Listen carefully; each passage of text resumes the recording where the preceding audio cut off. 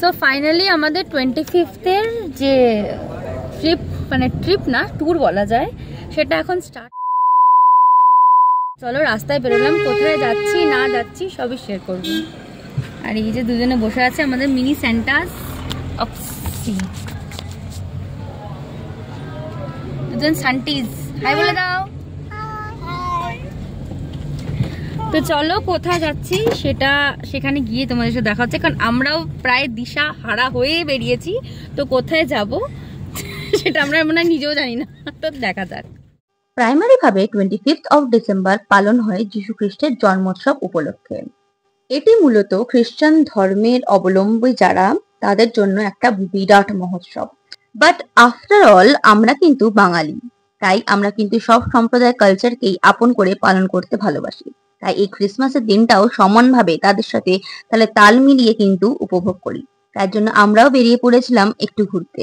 আর এমনি তো কথাতেও আছে বাঙালিদের 12 মাসে 13 পার্বণ। আচ্ছা, তোমরা কি জানো এই দিনটাকে বাংলায় আমরা বলি বড়দিন? আর এটাকে জানো কেন এই দিনটাকে আমরা বড়দিন বলে থাকি? চলো আজকে তাহলে সেটাই তোমাদের সাথে শেয়ার করি। এই বড়দিন কথার অর্থ হলো বড় দিন যার। কারণ আমরা সবাই জানি শীতকালে কিন্তু রাত বড় আর দিন ছোট হয়। আর এই পার্টিকুলার 25 ডিসেম্বর থেকে হয় দিন বড় ও রাত ছোট। মানে বলতে পারো 25 ডিসেম্বর হলো শীতকালের দীর্ঘতম দিন। এইটাই হলো বড় দিন এই কথাটার অ্যাকচুয়াল মিনিং। আমরাও এই আলো এনজয় করতে করতে চললাম আমাদের ফাইনালি ডিসাইডেড ডেস্টিনেশন, সেটা হলো কিনা প্রিন্সেপ ঘাটের দিকে। গঙ্গার ধারে বসে গঙ্গার হাওয়া খেতে খেতে ভাড়ের চা একটা অদ্ভুত কম্বিনেশন। তোমরা যারা যারা গেছো আমাকে কিন্তু অবশ্যই জানিও এই কম্বিনেশনটা তোমাদের কেমন লাগে। রাস্তায় একটা কাকু এই পাপড় ভাজাগুলো বিক্রি করছিল, সেটা দেখে আমরা লোভ সামলাতে না পেরে আমাদের জন্য নিয়ে নিলাম পাইক পাপড় ভাজা। আর এই পাপড় ভাজা খেতে খেতেই পৌঁছে গেলাম প্রিন্সেপ ঘাটে। চলো তোমাদের সাথে শেয়ার করি সেখানে গিয়ে আমরা কি কি খেলাম। আর আমরা আমাদের এই ছোট্ট র্যাবিটটাকে নিয়ে চললাম প্রিন্সেপ ঘাটে একটু চা খেতে। প্রিন্সেপ ঘাটে আসলে গঙ্গার ধারে বসে গঙ্গার হাওয়া খেতে খেতে চা খেতে আমার কিন্তু বেশ ভালো লাগে।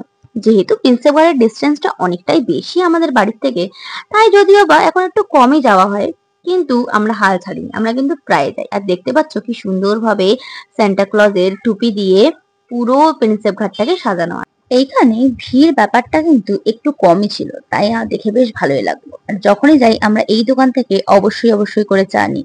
আর এখানে চলে এসেছে আমাদের বড় ভারে করে অদরকওয়ালা করক চায়। তোমরা প্রিন্সেপ ঘাটে গেলে এই দোকানের চা মানে সদম টি স্টলের চা কিন্তু একবার ট্রাই করো, অসম্ভব ভালো খেতে। আর তোমার মাথা ধরা যদি হয়ে থাকে একদম ছাড়িয়ে দেবে। চা খাওয়ার পর পৌঁছে গেলাম গঙ্গার পাড়ে হাওয়া খেতে। পৌঁছে দেখলাম হঠাৎই অনেকগুলো ঢেউয়ের মতন হচ্ছে, বুঝতে পারলাম না। তারপরে বুঝতে পারলাম মানে আশেপাশের লোকের কাছে শুনলাম সামনে যে ট্যাঙ্কারটাকে দেখতে পাচ্ছ সেটার মোটর স্টার্ট দিয়েছে, তার জন্য এই বড় বড় ঢেউয়ের সৃষ্টি। আমি তো মাঝে মধ্যে ভেবে বসেছিলাম হঠাৎ করে হড়কা বান্না চলে আসে, আমি যদিও বা দেখিনি কিন্তু লোকের মুখে শুনেছি খুব নাকি ডেঞ্জারাস হয়। তারপরে চলে গেলাম ঝক্কাস পাওভাজি খেতে।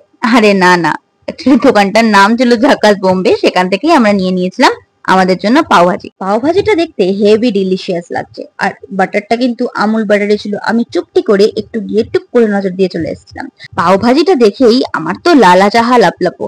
তারপরেই এই দেখতেই পাচ্ছ আমরা হামলা বল করে ফেলেছিলাম, কারণ আমরা একটা পাওভাজিকে সবাই মিলে শেয়ার করে খেয়েছিলাম, কারণ আমরা different kind of food try করব তার জন্য।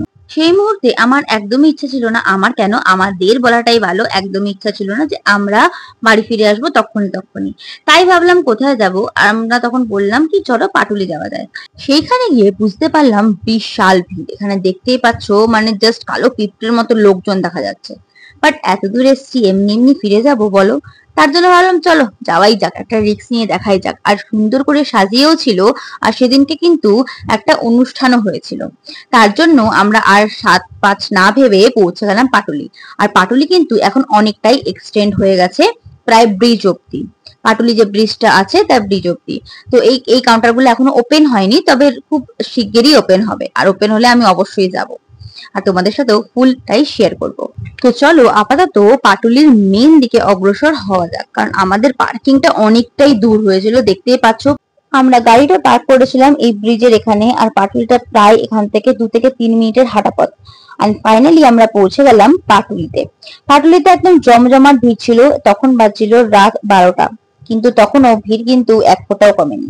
আর সেখানে গিয়ে আবার আমাদের একটুখানি মানে মুখ সুখা সুখা লাগে বলে না, আমাদের ওরকম ফিল হচ্ছিল। তো কি খাবো ভাবতে ভাবতেই নিয়ে নিলাম আমাদের জন্য স্টিমড মোমো।